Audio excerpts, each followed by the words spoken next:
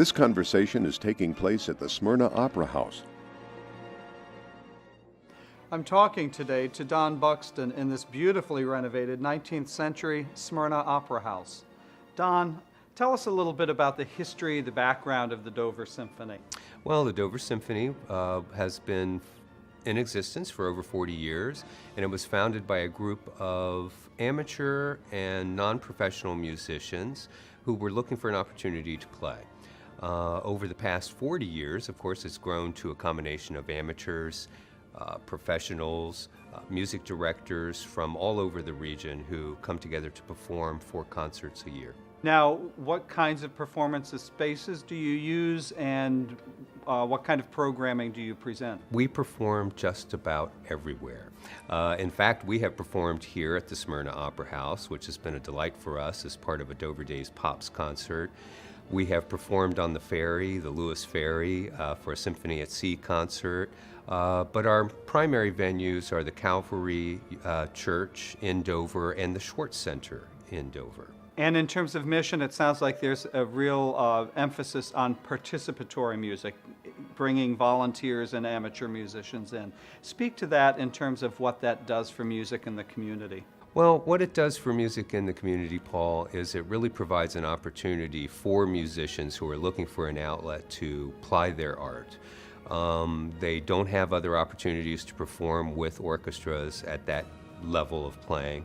And this gives them an opportunity to be inspired, to inspire, not only from an audience perspective, but also from a performance perspective. And what considerations go into your programming for reaching both traditional and new audiences? Oh, well, we look at that very carefully. One, is it something that we can perform?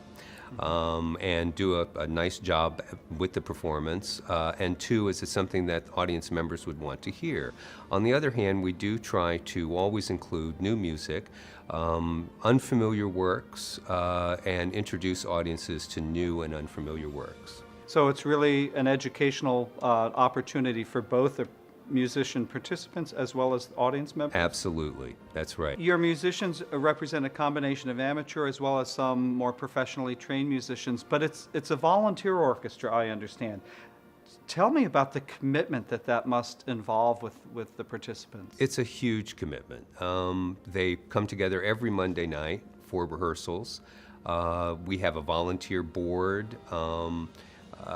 65 to 75 members of the orchestra who are volunteering their time and commitments to perform for the Dover Symphony. And that's very much unlike a professional orchestra where people are coming to do things for a paycheck. These folks aren't making a lot of money off the Dover Symphony. In fact, they're making no money off the Dover Symphony. So really doing it for the love of music. They are doing it purely for the love of music. Now, if there were one message or theme that you would like to convey to people that aren't familiar with the Dover Symphony, what would that be?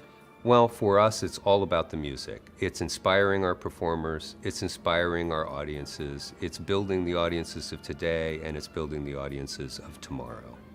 Well, Don, thank you so much for all you do to provide music for the participants as well as the listeners. It's been a pleasure chatting with you. Thank you, Paul. Pleasure's all mine.